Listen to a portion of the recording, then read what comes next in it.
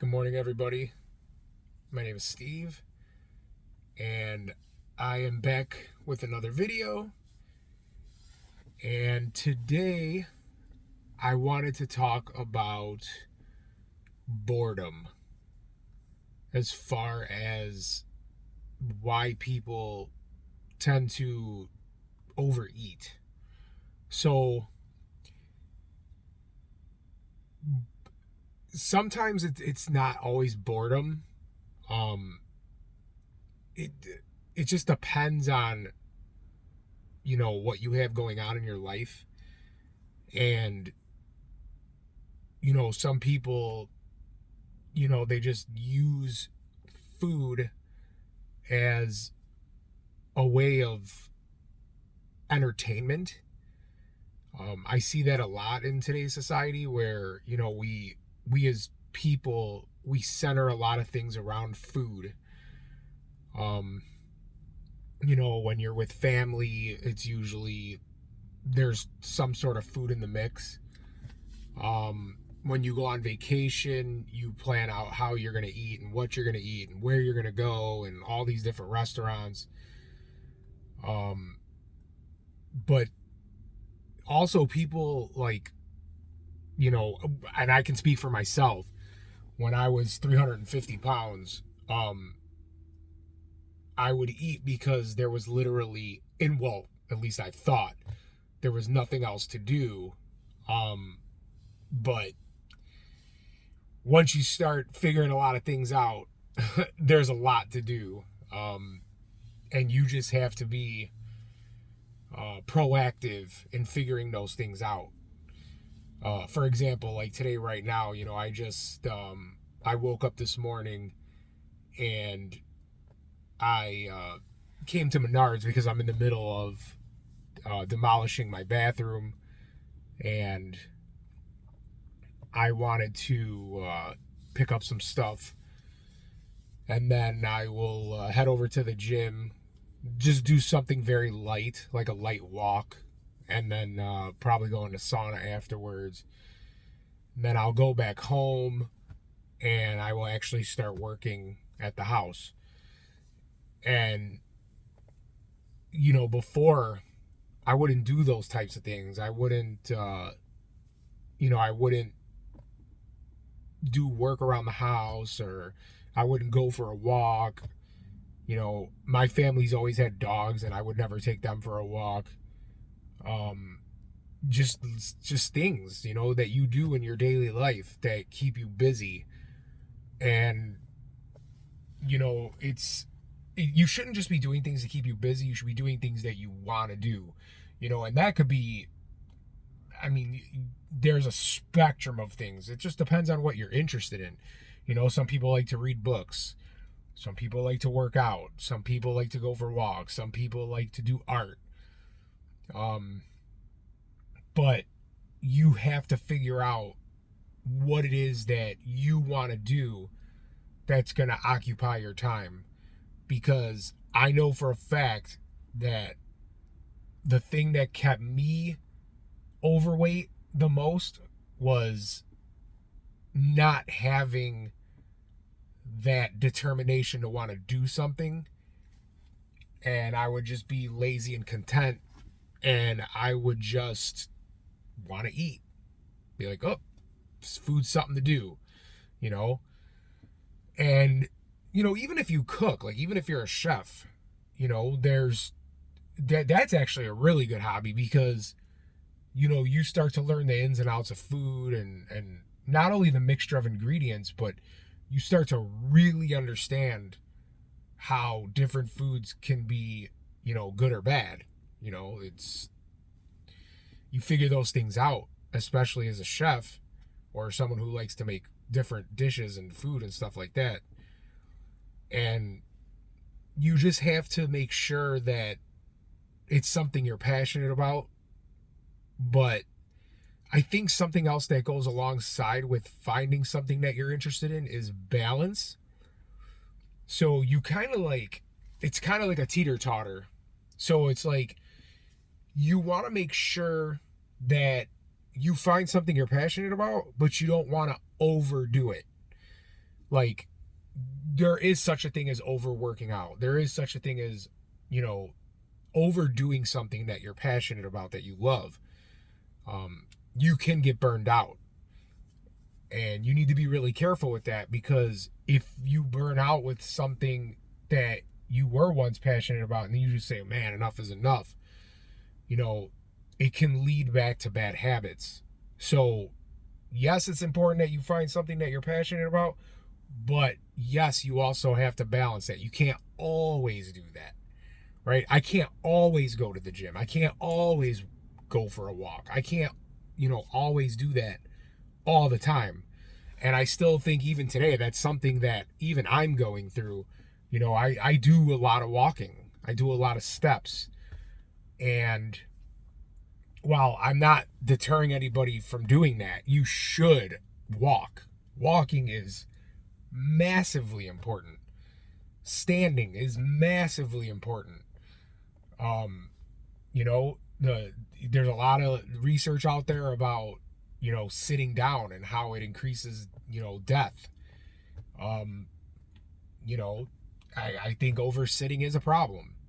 Even at work, now I have a standing desk, and I'm trying to stand as much as possible. I'm trying to get away from sitting down. It's hard, but I literally just try to stand. I stand at my desk all the time, and it's just something I'm really, really focused on. I do it with intention, and I think if you're going to do something like that, you have to do it with intention. You have to think about it, because it's real easy. I think as humans, when we go to sit down, we don't really think about, whatever, I'm just going to sit down, and that you sit down for 5 minutes, you sit down for 20 minutes, soon enough, especially if you're at work and you have an office job, you're sitting there for a couple hours, and that could be very detrimental to your health. It can be, unless you're, leaving the office job and you're going after work, you're going to the gym and you're putting out. That's very different, but most people aren't doing that. Most people, the average person is, sitting a couple hours a day, going home, eating, a standard diet, which, me personally, and again, I always preach this is my opinion, I'm against a standard diet. I don't think that it's optimal for longevity. It's not optimal for health. I praise the nutrient dense foods. I've talked about that in prior videos. You gotta, prioritize those foods, especially if you have a problem with, eating those highly processed foods, and, you get that itch, oh, I had a little bit and I gotta have more. It's like an addict with anything, it's, you gotta try to create situations and scenarios in your own life where you can deter yourself from doing those things. You have to set up like safeties in your own life. If you're susceptible to, eating something lousy, you tell yourself, okay, I'm going to go for a walk. You may have to lean on some of the things that you're familiar with to get away from things that you're addicted to, or things that you really, really want. I shouldn't even call them addictions. They're more things you want, right? It's like anything else in this world. You have to have self-control. You have to be able to tell yourself, okay, I'm not going to do this. I'm going to go do something else. And then the thing about going back to what I was talking about in the beginning of this video, boredom, that's when it leads to your bad habits creeping back into your life. You gotta make sure you have safeties in place, right? If you have this itch in your head, oh, I want to go to McDonald's, oh, I want to eat ice cream, oh, I want to eat pizza, you got to be able to tell yourself, okay, I'm not going to do that. Let me take a deep breath, let me sit back, and let me think about what it is that I want to do instead. You have to be rational with yourself. Sometimes you have to ask yourself, what can I do in its place? And in my life, it's just become second nature now. I don't even have to have an argument with myself. I don't have to sit there and say, "Oh, I'm craving bad food." I've gone past it.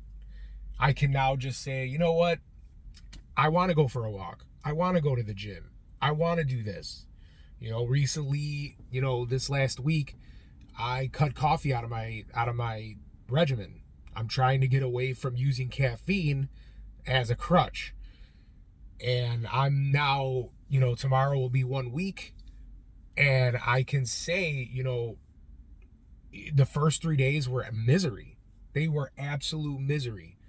But once I hit that day 4, things got a lot better, and I can sit here and I can tell you guys, whenever you're dealing with any sort of, like when you have the withdrawals from things that you're doing all the time, it doesn't matter what kind of withdrawal. It could be a sugar withdrawal, a caffeine withdrawal, an alcohol withdrawal, a drug withdrawal. Those first couple of days are going to be very, very difficult. You're going to be irritable, you're going to sweat, you're going to be tired, you're going to be groggy, you're going to have brain fog. You're going to go through all those things. And I promise there's a light at the end of the tunnel, but you have to get there. You have to do it for yourself. You have to find some sort of greater meaning as to why you're doing what you're doing. Are you doing it? Like, I have different reasons why I do what I do. Obviously, the most important thing is my family. I love my wife to death, and I love my family to death. And I want to be better for them. At work, I hold a very important position in my job, and I want to, be the best version of myself for that. And you have to start reprioritizing what's important. It's your family, it's what you do in this world, it's your health, you value your own life, and you start to reprioritize things. And I had to do that. I used to prioritize food. Oh, food's important. And don't get me wrong, food is important. But, knocking out the nonsense and getting that out of your life and start getting these quality foods in, you got to start retraining yourself. And even if you have to do a little bit at a time, take away something small, because that's really what it is. You start doing these small little things and they start to add up, yeah, I started with something big. I started, when I wanted to lose all the weight, I started with food right off the top, and I was just so determined to lose weight. I knew what I had to do that. If I could go back and change it, I probably would do it different. I know most people who say they've done it say that, but I really mean it. I did a lot of prolonged fasting. I fasted for like 72 and 96 hours. And I would say that while it is effective and it will work, it's dangerous. And it's not dangerous because it's dangerous for your body. If you're overweight and you fast, as long as you're taking in electrolytes, you're fine. Just make sure you get the electrolytes in. Make sure you're taking supplements when you fast. You can prolong fast. I would never, I would never deter anybody from doing that to lose weight. But you also need to make sure that you have a game plan for after that. Because doing prolonged fasting, you can't do it your whole life. And I've said this again before in other videos. You cannot do this your whole life. You have to have an exit strategy. You use these different types of diets as tools. You prolong fast. You use intermittent fasting. But ultimately, you should be able to go back to normal eating. Normal eating is eating an X amount of protein, carbohydrates, and fat in your diet within a day that's optimal for you, regardless of, whether you're trying to gain weight, whether you're trying to maintain weight, or whether you're trying to lose weight. It comes to a point where you stabilize out to where you want to be, and you have to have a game plan. And I think one of the mistakes that I made was I just thought, oh, I'm just going to keep doing intermittent fasting the rest of my life. I'm going to keep doing prolonged fasting the rest of my life. No. No, no, no, no. You can't do that. You got to have an idea of what you want. And I think the whole boredom idea creeps back in, because if you reset all the way back to where you were and you start eating multiple times a day, which I have now back and forth been trying to do, I'm trying to do, I was doing early time restricted feeding, but I'm also trying to mix in, trying to eat 3 or 4 meals a day and focus on protein. I'm kind of mixing them back and forth. I'm not sticking to one thing. And I think people in the community who are trying to lose weight, I think they need to understand that everything is fluid, right? You can't just be like, oh, I'm going to do fasting. I'm going to do fasting. I'm going to do fasting. I'm going to do fasting. You should weave in and out. You should do a little bit of fasting. Everybody should do fasting. I'm a huge advocate of that. Again, it's my opinion, but I'm a huge advocate of fasting because it teaches you discipline. It gives you this idea in your head that, oh, I can do this. It teaches you how to be disciplined. And it's powerful because you tell yourself, well, if I can fast, then I can do 3 meals a day at however many calories, 550, 600 calories to hit my BMR, whatever your amount of calories is for the day. You start to understand that if I can do one, I can do the other. And it starts opening up this whole world of possibilities. And almost without even thinking about it, you erase the boredom because you're so busy thinking about, how am I going to do this within the next week? How am I going to interweave all these different types of diets? What am I going to do for exercise? What are the things I have to do around my house? How am I going to make sure that I not only take care of myself, but I take care of the people around me? Because even if you're like single and you're by yourself, there are still things that you have to maintain. You have to maintain yourself. You have to you may have a job. You may have people around you that you care about. There's so many things. And you have to start organizing those things. And that erases boredom. And then you have to do things that are like self-care things. Like I like watching videos about health. I like watching the YouTube influencers, the Thomas DeLauers, the Dr. Bergs, the Dr. Berries, the Peter Attias, just to name a few of them. And there's more. I watch a ton of health influencers in the YouTube community. And even some of my ideas come from them. So I think, I don't want to make this video 20 minutes and I'm almost there, but I'm going to say this. You have to figure out things that are going to keep you from being bored and thinking about doing the things that are going to negatively impact your diet and your health. You have to start prioritizing and organizing your own life. Some of the best things that people do is use a journal to write things down. Not only like how you felt in the day, but what you're going to do within the following week. Start recording your weight daily. If you're really strict about weight, you should be recording your weight daily. You should be taking pictures of yourself. Start holding yourself accountable. Okay?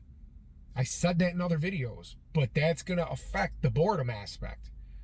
Because a lot of people eat out of boredom. All right? So again, I've had a lot of people come up to me, and say, oh, you're starting a YouTube channel. That's great.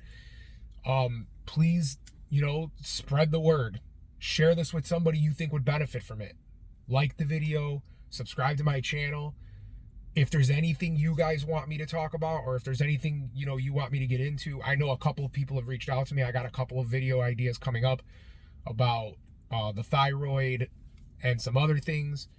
But if you guys could subscribe, I'd greatly appreciate it. Thank you very much for taking the time to watch my video, and have a good day.